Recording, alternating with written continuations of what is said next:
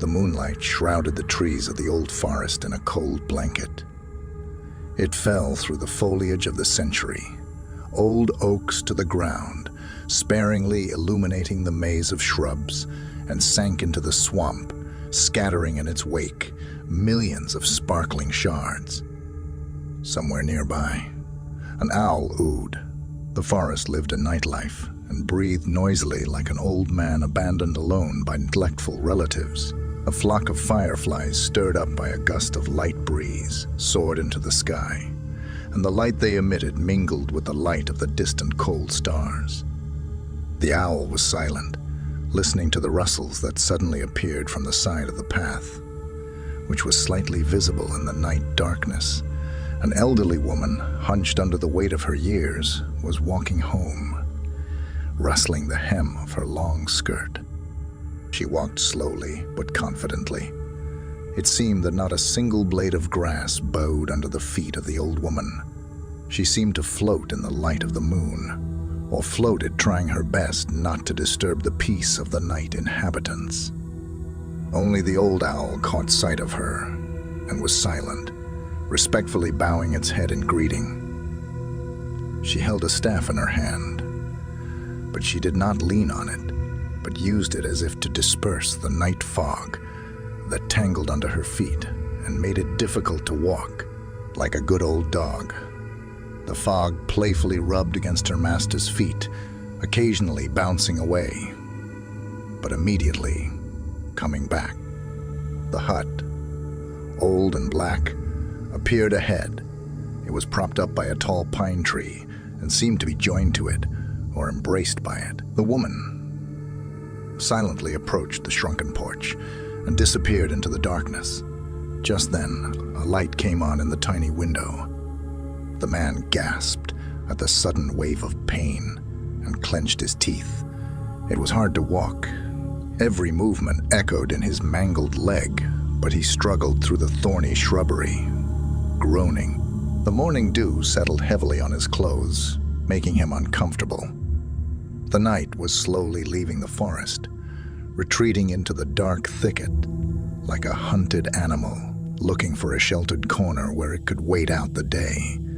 The sun's rays put an end to the agony of the night and slid affectionately across the cheeks of the exhausted man. In a moment, he was already standing, illuminated by the light, in a small clearing and looking in amazement at the black hut, peering out unfriendly from behind the trunk of an old tree. Unable to hold back a groan, the man collapsed on the porch and lost consciousness.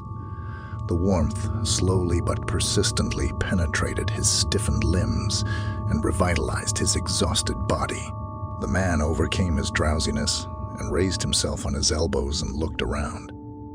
He was lying on a wooden bench, wrapped from head to toe in cowhide, with a bundle of hay tied with twine as a pillow. The room was drowned in the aromas of dried herbs and flowers, and only a single torch was burning. But the light from it was enough to see the unusual decoration of the hut. There was almost no furniture. In the center of the only room, there was a round table with carved legs and a chair. There were 2 benches on 2 walls, a Russian stove, and a chest of drawers. The chest of drawers was perhaps the one thing that attracted the eye like a magnet. It was tall, with blackened sashes. Its polished sides gleamed, and it seemed to have come from another era.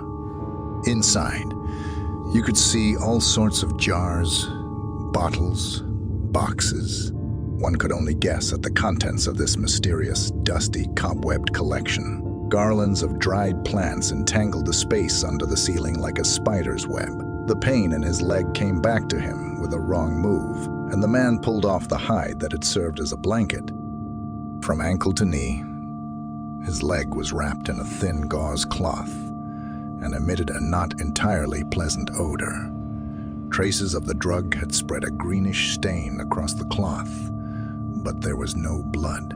The trap that the unfortunate man had fallen into had left a laceration on his leg, which, though still painful, was not as persistent as it had been a few hours ago. Suddenly, the man felt very thirsty. The desire to drink overtook him, and he looked around for a jug or ladle of water. There was still no one in the hut, and the owner, who had rendered an invaluable service to the wounded man, was in no hurry to show himself. Perhaps he was not at home at all. Unable to wait any longer, the man made an attempt to get up, carefully, so as not to fall. The man got up from the bench and walked to the door, barely stepping on his wounded foot. Gritting his teeth in pain, he stepped out onto the porch and looked around. As far as the eye could see, there was a dense forest. The grass around the house was as tall as a man's head. No vegetable garden, no planting. What does the owner of the hut do for a living? Having descended from the porch, the man limped around. On the left side, right behind a tall pine tree, the man suddenly saw something and, unable to contain himself, cried out. Terror came over him in a huge, suffocating lump. Gasping with inhuman fear, the man drew back, and at the porch he turned and ran. He ran through the thorny bushes without noticing the pain, and he did not slow down even at the swamp. Grunting and writhing in pain, the man ran and ran, losing track of time. He jumped out of the forest in the darkness and saw lights ahead. It was a small village of 10 houses, an old mill, and a dilapidated church, the walls of which were blackened by time and rain. Without feeling his feet under him, the man waddled to the nearest house and banged on the window. The hut was bright and clean. A gray-haired old man was sitting on the stove and mending his laptops. An old woman was weaving a braid for a little girl, whose parents were looking at the uninvited guest with undisguised interest. The woman handed him a mug of water, and he greedily drained it without raising his eyes. The young man scrutinized the traveler. "What happened to you? It's as if the devil himself was chasing you."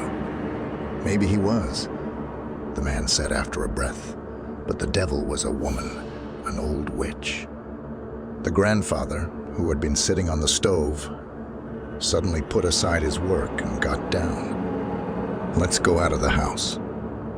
There's nothing to scare the children," he said in an old but firm voice.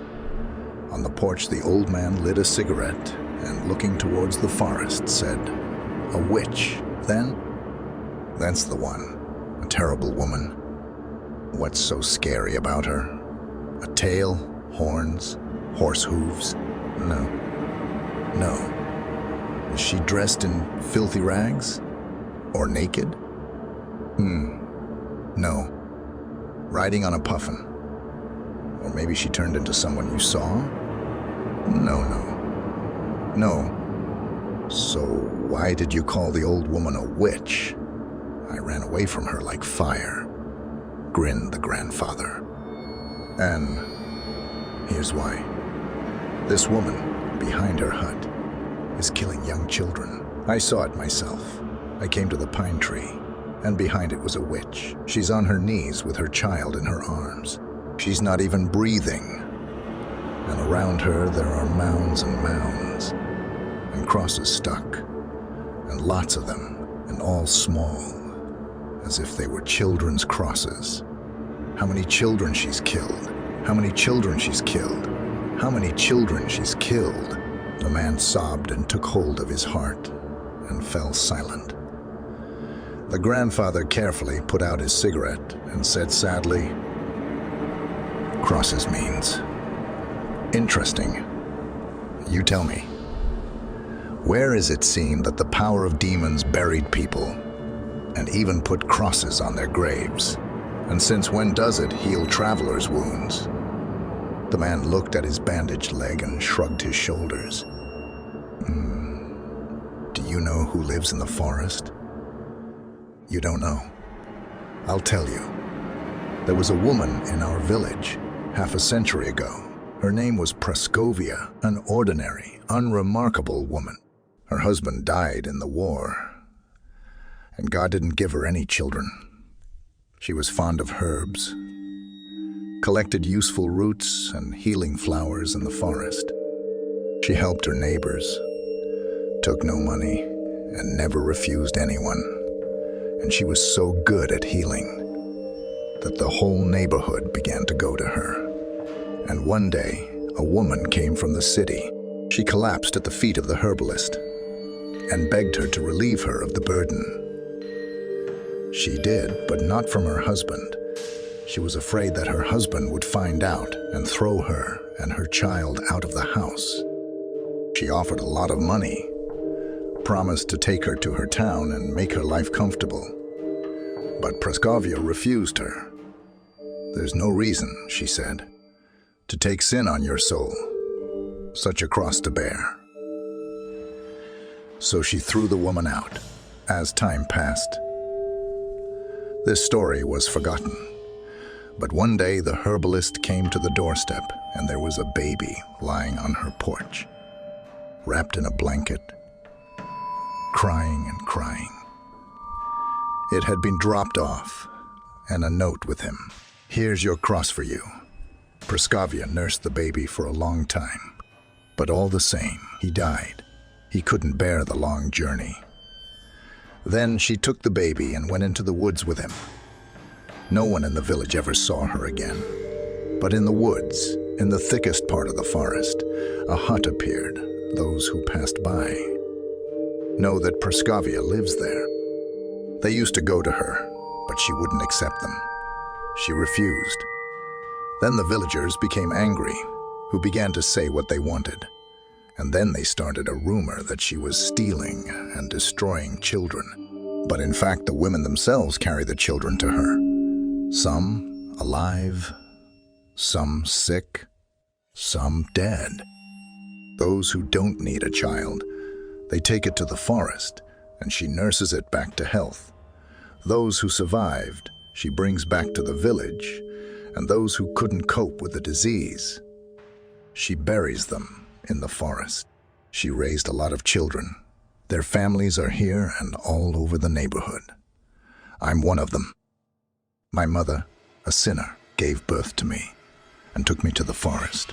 What a seventh mouth for her. I would have stayed in the forest, but Paraskiva, the herbalist, found me, cured me, put me back on my feet, and brought me back to the village when I was 2 years old. My mother mourned for me, blamed herself for the murder, and here I was, alive and well. That's right.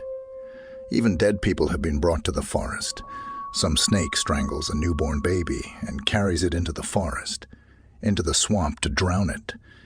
And the herbalist will find it and bury it in a human way and put a cross on the grave. So much for the witch.